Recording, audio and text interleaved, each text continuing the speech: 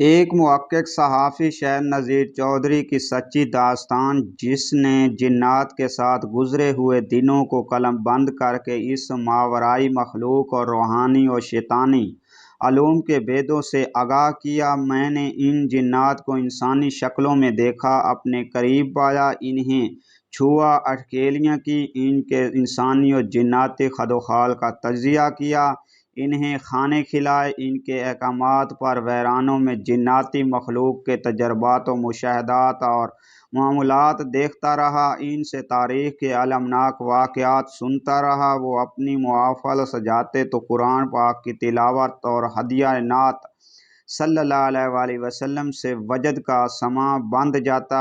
جنات سے میری ان ملاقاتوں کی رواداد اور ان کے اعمال وظائف نے مجھے اور بہت سے سوں کو بدل دیا۔ جنات کی حقیقت سے پردہ اٹھا دیا۔ صرف 2 رتی افیون حاصل کرنے کے لیے اس قدر خوار ہونا پڑے گا، یہ میں نے سوچا بھی نہیں تھا، اور اب مجھے اس عذاب سے جان چھڑانے اور فرار کا کوئی راستہ سجائی نہیں دے رہا تھا۔ اس تپتی دوپہر میں نہر کنارے موٹر سائیکل دوڑاتے ہوئے میں سوچ رہا تھا، یہ لالو قصائی میرے ساتھ کیا کرنا چاہتا ہے۔ اس کی آوارگی سے میں سخت عاجز آ چکا تھا۔ 3 بار مشکوک انسان سمجھ کر پولیس نے ہمیں روکا تھا، مگر میرے تعارف کرانے پر وہ چھوڑ دیتے تھے، اور ہم افیون کی خاطر ایک نئے گاؤں کی طرف جا نکلتے تھے۔ نہر کے سفل سے 1 کوس پہلے جب لالو قصائی نے مجھے مولیاں گاؤں کی طرف موٹر سائیکل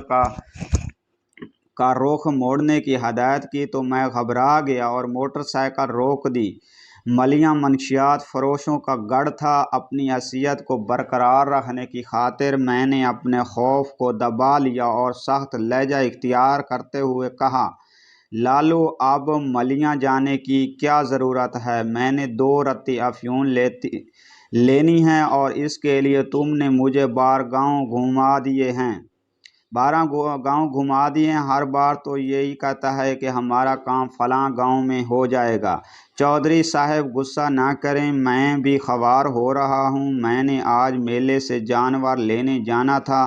کل گوشت کے لیے ایک بھی جانور نہیں ہے میرے پاس، لیکن میں صرف آپ کی خاطر یہ کڑوا گھونٹ پی رہا ہوں۔ عزت و وقار کی خاطر اپنی جان تک قربان کر دینے والے ایک نوجوان کے لیے اس سے بڑی تہمت اور بدنامی کیا ہو سکتی تھی کہ وہ افیون رکھنے کے جرم میں پکڑا گیا تھا۔ ایک ایسا نوجوان جس نے غلطی سے بھی سگریٹ نہ تھاما ہو، اس پر افیون نوشی کا الزام عام سی بات نہیں ہوتی۔ مجھے یہ بھی ڈر تھا کہ اگر میں اس الزام میں پکڑا گیا تو والد صاحب سے خوب جوتے پڑیں گے۔ وہ تو مجھے پولیس سے ہرگز نہیں بچائیں گے اور اپنا غصہ گھر کے دوسرے افراد پر بھی نکالیں گے کہ یہ تم لوگوں کی وجہ سے ملک الوال بڑھنے گیا، تو اب اس کے کرتوت دیکھ لو۔ میں نے بارہا دل میں یہ دعا کی کہ یا الہی مجھے افیون نہ ہی ملے تو اچھا ہے، لیکن جس بزرگ ہستی سے میں وعدہ کر کے آیا تھا اس کے سامنے مجھے انکار کرنے کا حوصلہ بھی نہیں تھا۔ اپنے تئیں میں مجھے یقین تھا کہ افیون نہ بھی ملی تو میری یہ کوشش بھی مجھے بابا جی کی نظروں میں سرخرو کر دے گی کہ میں نے ان کے کہنے پر یہ تگ و دو تو کی۔ ملیاں سے 1 کوس پہلے لالو قصائی نے مجھے روکنے کا اشارہ کیا۔ بادشاہو، رکو رکو، اب کیا ہوا ہے؟ میں نے فٹافٹ بریک لگائی۔ اس کچے پر موٹر سائیکل اتاریں۔ اس نے سرکنڈوں کی طرف اشارہ کیا۔ یہ راستہ تو مکھن سائیں کے آستانے کی طرف جاتا ہے، ملیاں کے لیے یہاں سے کوئی راستہ نہیں جاتا۔ میں نے کہا، بادشاہو، میں نے سوچا ہے مکھن سائیں کی زیارت کرتے چلیں۔ سرکار کے علاقے میں آیا ہوں تو ان کے درشن کیے بغیر آگے کیسے جا سکتا ہوں؟ لالو قصائی سرفروشانہ انداز میں بولا، سرکار کو پتہ چل جائے گا کہ لالو ادھر سے گزرا ہے، وہ ناراض ہوں گے۔ یا تو مصیبت بن گیا ہے، میں نے تجھے کہا تھا کہ میرا کام جلدی کر دے، مگر 3 گھنٹے سے تو مجھے کبھی ایک گاؤں اور کبھی نہر کے کنارے لیے بھاگ رہا ہے۔ اب تجھے مکھن سائیں کی زیارت تنگ کرنے لگی ہے، میں نے جھلاتے ہوئے کہا، اور موٹر سائیکل کھڑی کر کے نیچے اتر گیا اور کہا تو اکیلا زیارت کے لیے چلا جا، میں بھنگیوں اور چرسیوں کے علاقے میں نہیں جا سکتا۔ لعنت بھیجتا ہوں میں اس خدمت پر، میں جا رہا ہوں۔ میں نے فوراً فیصلہ کیا کہ بابا جی سے معافی مانگ لوں گا کہ افیون نہیں لا سکا، مگر اس طرح منشیات فروشوں کے علاقے میں خوار ہوتے ہوئے پھرنا اب مجھے گوارا نہ تھا۔ میں نے جوں ہی موٹر سائیکل سٹارٹ کی، لالو کسائی اچک کر پیچھے بیٹھ گیا۔ جیسی آپ کی مرضی جناب، آپ کو ناراض تھوڑا کرنا ہے۔ ابھی میں نے گیئر لگایا ہی تھا کہ جھنڈ کے پار سے کسی نے نعرہ مستانہ بلند کیا، حق سرکار یا مدد مکھن سائیں سرکار۔ میں نے چونک کر ادھر دیکھا تو 2 ہٹے کٹے ملنگ قسم کے نوجوان مکھن سائیں کے ساتھ ہماری طرف آتے دکھائی دیے۔ نکلا کہ کمزور، غریب اور وہم پرستی کے شکار فارغ البال نوجوان اس سے امیدیں وابستہ کرنے لگے اور اپنے گھروں سے فرار ہو کر اس کے ڈیرے پر بیٹھ کر نشہ کرتے رہتے۔ ان کے گھر والے اپنے بچوں کی بربادیوں کو رونا روتے۔ اخبارات میں خبریں شائع ہوتی کہ نہر اور بیلے کا سہارا علاقہ ایک طرف راجو ڈوگر اور دوسری طرف مکھن سائیں کی وجہ سے منشیات کا گڑھ بن چکا ہے، جس سے نوجوان نسل کی صحت مندانہ سرگرمیاں مفقود ہو چکی ہیں اور وہ منشیات میں غرق رہنے لگے ہیں۔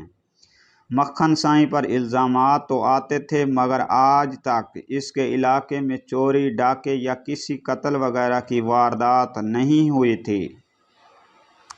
اس کے مرید اس کو اپنے مرشد کی کرامت اور دبادیبہ قرار دیتے تھے۔ اس کے علاقے سے کچھ ہی دور نہر کی پٹڑی پر دن دہاڑے لوگ لوٹ لیے جاتے اور کئی کو مار کر نہر میں پھینک دیا جاتا تھا۔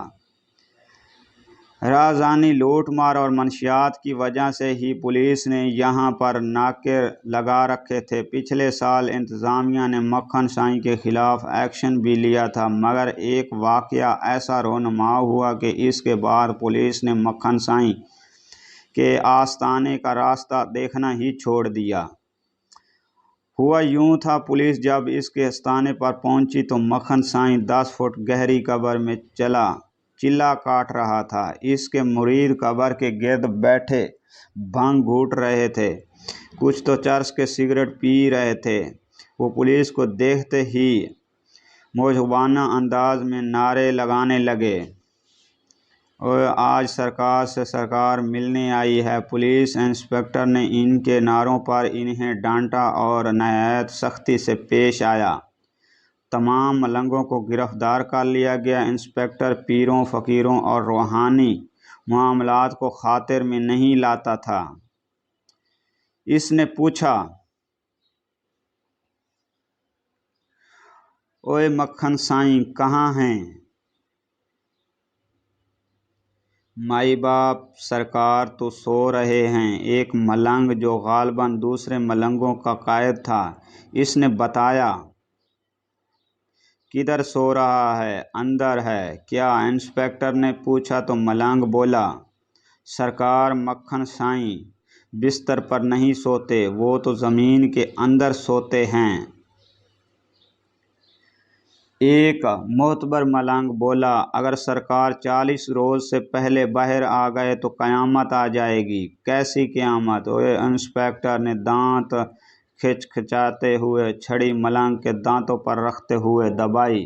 بکواس بند کرو اور اسے باہر نکالو، نہ سرکار نہ ہماری کھال اتار دو، بے شک پر ہم گناہ نہیں کریں گے۔ اوئے کیسا گناہ؟ چرسیو، نہ نماز نہ روزے، نشے میں ہر وقت غرق رہتے ہو، خدا رسول صلی اللہ علیہ وسلم کی تعلیمات پر عمل نہیں کرتے اور اپنے بے عمل مرشد کے عذاب سے ڈرتے ہو۔ چلو اور قبر سے باہر نکلو۔ اپنے مرشد کو ایک بارعیش حوالدار نے انہیں لتاڑا، جناب خدا کا خوف کرو، ہمارے مرشد بڑی پہنچی ہوئی ہستی ہیں، ان کی شان میں بکواس بند کرو۔ اے گستاخی کے پتر! انسپکٹر دھڑا اور سپاہیوں سے کہا، چلو تم قبر کھودو۔ سپاہی آستانے کے اندر سے کسی اور پھاوڑے لائے تو ملنگ دہائیاں دینے لگے۔ انسپکٹر نے ان کے ساتھ مٹی ہٹائی تو نیچے دو بڑے بڑے تختے رکھے ہوئے تھے، وہ بھی ہٹائے گئے تو کافور کی بے تحاشا خوشبو کا جھونکا باہر کو نکلا۔